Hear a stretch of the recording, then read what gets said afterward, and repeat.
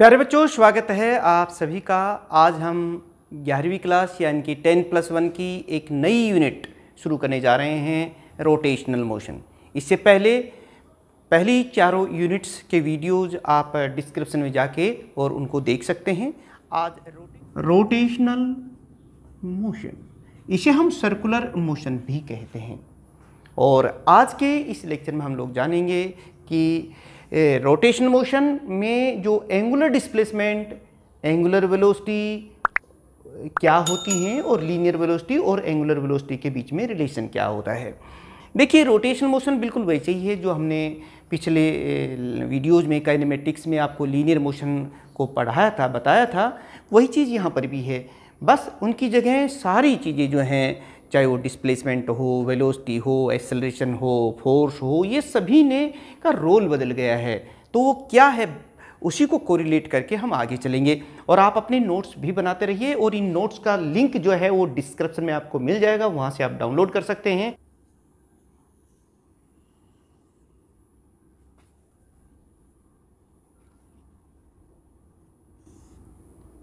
देखिए प्यारे बच्चों, ये कोई बॉडी है, कोई पार्टिकल है और ये सर्कुलर पाथ में रोटेट कर रहा है, घूम रहा है। इस पार्टिकल के मोशन को हम कहेंगे सर्कुलर मोशन या फिर rotational motion. A body is said to be in rotational motion if it moves in the circular path. यानी कि इसकी डेफिनेशन अगर आपको देनी है तो इस तरह से दे सकते हैं। A body is said to be in rotational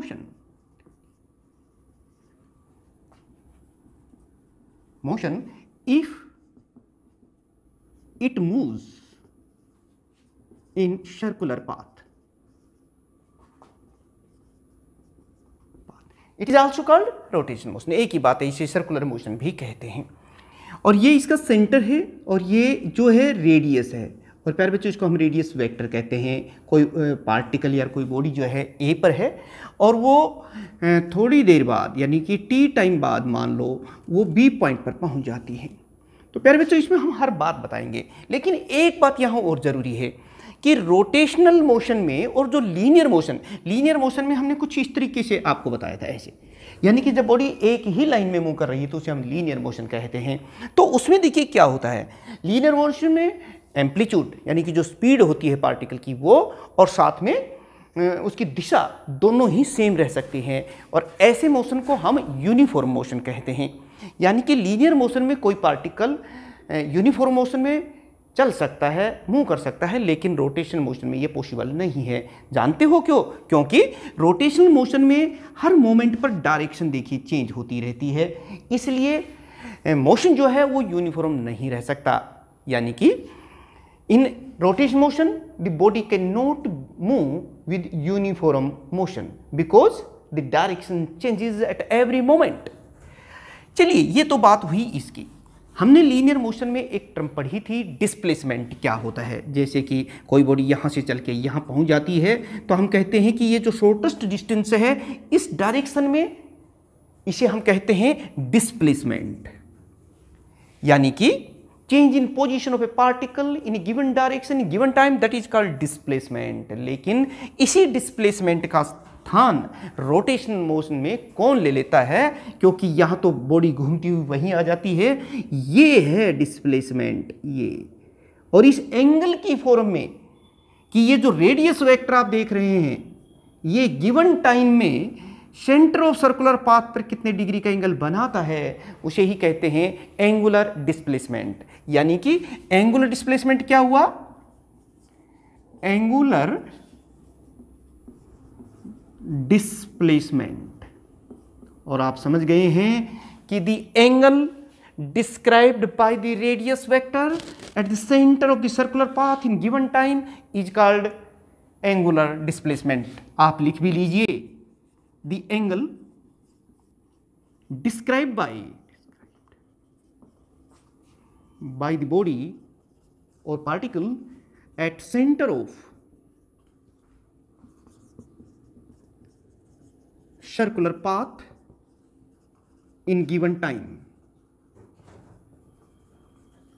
is called angular displacement।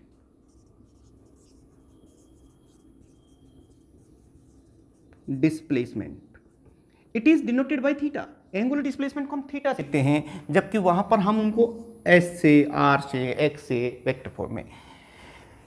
और एक और बात, थीटा की यूनिट क्या होती है? एसआई यूनिट इसकी रेडियन होती है। तो एंगुलर डिस्प्लेसमेंट की एसआई यूनिट क्या हुई?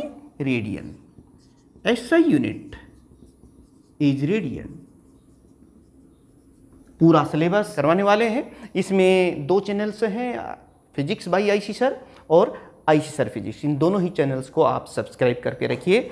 आपका पूरा सिलेबस जो है इन पर आपको मिल जाएंगे, नोट्स भी मिलेंगे और साथ में आपको तमाम जो वीडियोज़ हैं वो भी मिलेंगे। आपको इधर उधर जाने की ज़रूरत नहीं होगी और पूरी फुल स्कोरिंग जो है, चाहे वो आप कॉम्पिटिटिव एग्जाम्स की बात कर रहे हैं या फिर आप अपनी क्लास की बात कर रहे हैं, दोनों के लिए ये आपके लिए हेल्पफुल होंगी।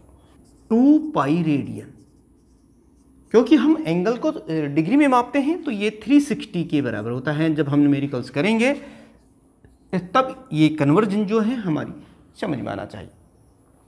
अब प्यारे बच्चों, हम लोग देख लेते हैं कि हमारी ये रोटेशन मोशन में जो वह हम वेलोसिटी होती थी लीनियर मोशन में, और हम कहते थे कि rate of change of displacement is called velocity.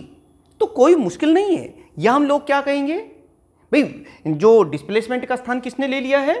Angular displacement ने। और वेलोसिटी का स्थान किसने ले लिया है? एंगुलर वेलोसिटी ने। इसलिए हम कहेंगे rate of change of angular displacement is called angular velocity. Angular velocity.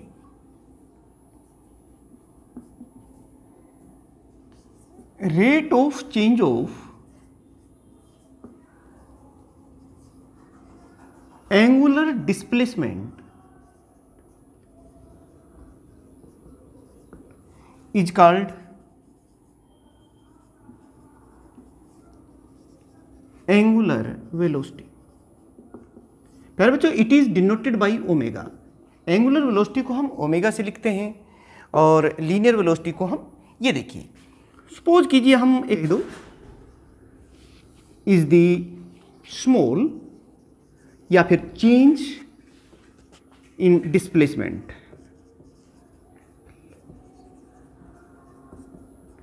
In delta T time. फिर बता सकते हैं एंगुलर वेलोसिटी क्या हो जाएगी? This is the angular displacement in delta T. तो यूनिट टाइम में कितना हो जाएगा? Delta theta divide by delta T, like this. और यहां पर भी ये देखिए, अगर हम डेल्टा टी यानी कि जो टाइम है वो बहुत ही कम ले लें, यानी कि if delta T tends to 0, तो फिर ये इक्वेशन हमारी क्या बन जाएगी? ये देखिए, इट इज इक्वल टू, हम लिमिट लगा दिए एक तरह से, और वो है डेल्टा टी टेंड्स टू 0, यानी कि delta theta by delta T. तो ये कितना हो जाएगा? D theta by D T. हम इसे इस तरीके से लिख लेंगे। और इन जनरल याद रखने के लिए सिंपल फॉर्म में अगर हम देखें तो जो हमारी एंगुलर वेलोसिटी है वो थीटा बाई टी, यही तो है। ऊपर हम लोग करते थे angular displacement per unit time, यानी कि ये है। यहीं से हम इसकी यूनिट भी लिख सकते हैं, क्योंकि हम जानते हैं एंगुलर डिस्प्लेसमेंट की यूनिट क्या होती है? ऐसा यूनिट रेडियन। टाइम क्या हमें पहले ही पता है, क्या है? सेकेंड। तो फिर ऐसा यूनिट ऑफ एंगुलर वेलोसिटी क्या हो जाएगी?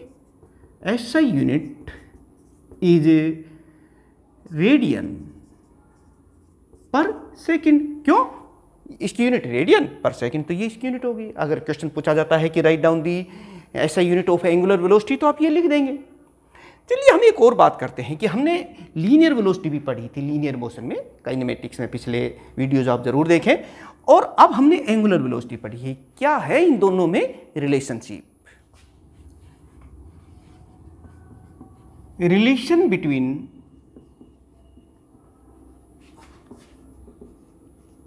linear velocity and angular velocity।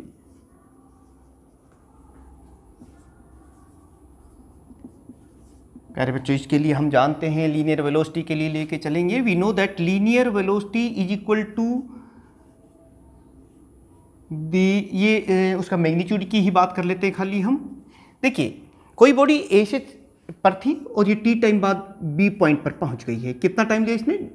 dt। तो दूरी कितनी होगी? खाली डिस्टेंस की मैं बात कर रहा हूं, ए बी। तो इसे हम आर्क लिख दें, एक तरह की चाप है ये, देखिए ऐसे ए बी हमने लिख दिया। लेकिन हम जानते हैं कि जो आर्क होती है वो किसके बराबर होती है? एंगल मल्टीप्लाई बाई रेडियस, ये होती है प्यारे बच्चों। तो आर्क हमारे पास क्या है? ए बी, और एंगल कितना है? थीटा, और रेडियस कितना है इसका? आर। अब ये वैल्यू इस इक्वेशन 1 में रख दीजिए। हम रिलेशनशिप सेटअप करना चाह रहे हैं लीनियर वेलोसिटी और एंगुलर वेलोसिटी में। तो पहले हम उसके सिर्फ मैग्नीट्यूड की बात कर रहे हैं। तो ये कितना हो जाएगा? ये देखिए, ए बी के स्थान पर हम लोग क्या लिख लेंगे? Theta into R by T. ये देखिए, आर्क के स्थान पर ये सिंबल जो है ये आर्क का है, तो ये लिख दिया है। हम यहाँ पर क्या लिखेंगे? v इक्वल टू आर, और ये देख ही रहे हैं आप थीटा बाई टी है। बट हम जानते हैं, अभी थोड़ी देर पहले मैंने आपको बताया था कि जो थीटा बाई टी है it is omega is the angular velocity, angular velocity. और यहां पर ये चीज देखिए, ये आ जाएगी v equal to R omega. यानी कि एक तरह से अगर खाली मैग्नीट्यूड की हम बात करते हैं तो हमें पता चला कि linear velocity is equal to the product of the angular velocity and the radius of the circular path in which the body is moving. Simple. और अगर हम इसे वेक्टर फॉर्म में लिखना चाहें तो कैसे लिखेंगे? ये देखिए, इन वेक्टर फॉर्म, और ये हो जाएगी v and it is equal to omega cross R. This equation set up the relationship, ये दोनों ही, ये वेक्टर फॉर्म में है और ये सिंपल फॉर्म में है। और हम देख रहे हैं कि वेलोसिटी, जो लीनियर वेलोसिटी है, उसकी जो डायरेक्शन है वो उस प्लेन के परपेंडिकुलर है। जब हमने क्रॉस प्रोडक्ट बताया था पीछे, आप जरूर पढ़ें काइनेमेटिक्स, उसमें हमने बताया हुआ है क्रॉस प्रोडक्ट, डॉट प्रोडक्ट, उनके बारे में। तो वो ये क्रॉस प्रोडक्ट ऑफ इन दोनों के तो बराबर है, और क्रॉस प्रोडक्ट की डायरेक्शन हम राइट हैंड थंब रूल या स्क्रू रूल से निकालते हैं। और यही तो देख रहे हैं कि linear velocity is equal to the cross product of the angular velocity and the radius vector, and the direction of linear velocity is lies perpendicular to the plane containing angular velocity and R. यानी कि जिस plane में omega और are हैं उसके perpendicular direction में होती है इसकी direction, and it is given by right hand thumb rule और स्क्रू रूल। तो प्यारे बच्चों, इस तरीके से आप इनको कर सकते हैं। नेक्स्ट जो हमारा टॉपिक रहेगा, लेक्चर रहेगा, वो रहेगा एंगुलर एक्सेलरेशन और लीनियर एक्सेलरेशन के बीच में रिलेशनशिप सेटअप करना। पहले हम देखेंगे वो होते क्या हैं, और फिर ये टॉपिक्स जब हमारे पूरे हो जाएंगे तब हम देखेंगे कि इनके न्यूमेरिकल्स और आपके एग्जाम्स में, कॉम्पिटिटिव एग्जाम्स या फिर आपके बोर्ड एग्जाम्स में किस तरह के क्वेश्चंस पूछे जा सकते हैं। तो मिलते हैं एक और नए टॉपिक के साथ। आप अपने इन दोनों चैनल्स आईसी सर फिजिक्स और फिजिक्स बाय आईसी सर, इन दोनों को सब्सक्राइब करके रख लीजिए और बेल आइकन जरूर दबा दीजिए। और अच्छा लग रहा है तो शेयर कीजिए, अदरवाइज आप कमेंट्स करके हमें बता सकते हैं आपके जो भी सजेशंस हैं, जिससे कि आने वाली वीडियोज़ आपके लिए और ज़्यादा इफ़ेक्टिव कर पाएंगे। Thank you very much.